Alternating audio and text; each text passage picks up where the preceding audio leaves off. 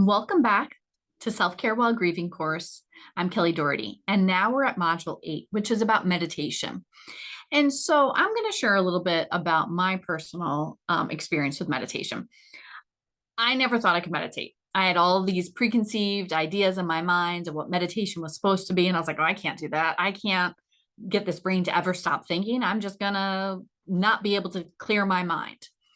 And then I met my husband, who was very big into meditation. And I started with a simple mind jar, watching that glitter in the jar kind of just settle down. And I started to get involved in a meditation practice.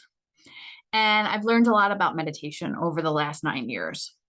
And when I do it consistently, things are really different in my life. I feel much more calm and balanced and in control. But then there's times where life gets in the way and I don't make meditation a priority. So I want you to understand meditation isn't some special thing that you have to do that is going to have to clear your mind. As Dan Harris talks about in one of his videos on YouTube, he says, if you're able to clear your mind, you're either dead or enlightened. Well, so if you're watching this, that's probably not the case, right? Not many of us are enlightened. And that's okay. We don't have to be. So meditation isn't really about clearing the mind. It's just being aware as the thoughts come up and not getting stuck to them and letting them just kind of pass by like clouds in the sky.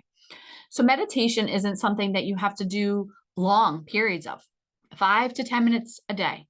You don't have to sit on a meditation cushion. I sit on a little meditation bench. I just enjoy that. Some people prefer to lay down.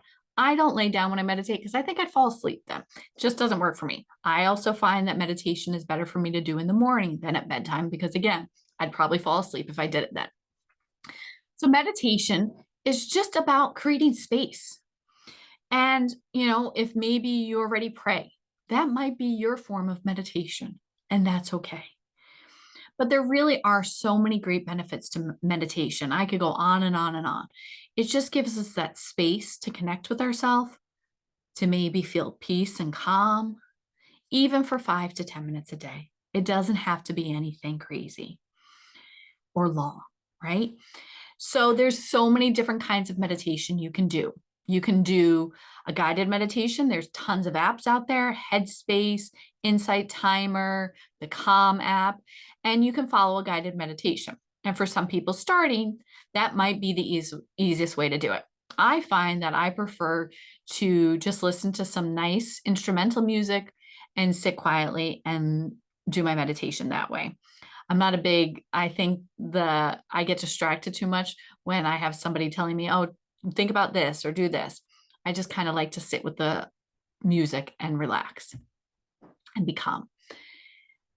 You are going to have thoughts pop into your mind. You are human. We have 70 to 90,000 thoughts every single day. Your brain is doing what it's supposed to do. It is going to think. Honestly, I have some of my best ideas when I meditate. It's just about letting that thought come up, pass by like clouds in the sky. Don't judge it. Don't beat yourself up for it. Be like, I shouldn't be thinking. Just let it pass by. Don't get caught up in it.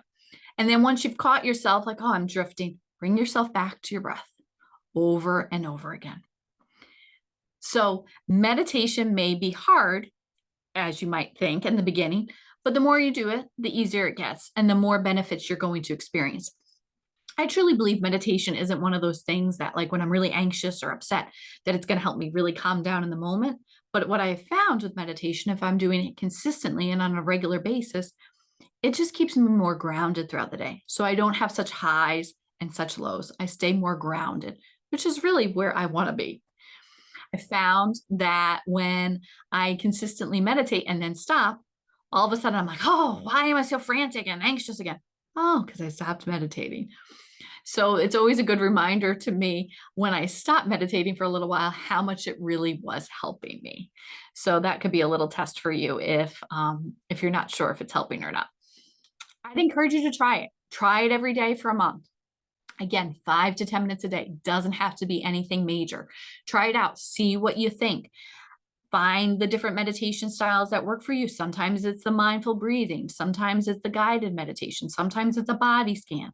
Sometimes it's a loving kindness meditation. Sometimes it's just sitting in silence. Sometimes it is listening to some music like I do. So find what works best for you. Try different things. So what I'm going to do now is you're going to have options of several different meditations to try out. Try them out. Find what works best for you. Join the grief empowerment group. Share what you think, what you didn't like, what you do like, maybe some suggestions of things that have worked for you for meditation. And, one of the great things I think with meditation that I wrote about, actually, I'll share in the Holistic Mental Health book, was I did a guided visualization of connecting to your loved one.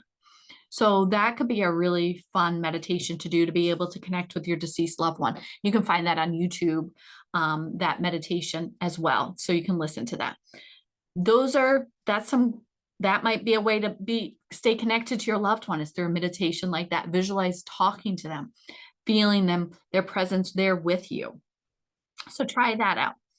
So go ahead and listen to the meditations, try them out, maybe not all of them at once. Maybe your goal for the week in your workbook is that you're going to listen to one every day. And there's also more on my YouTube channel, Center for Informed Grief, as well, more specific to grief and loss. So you can try those out as well.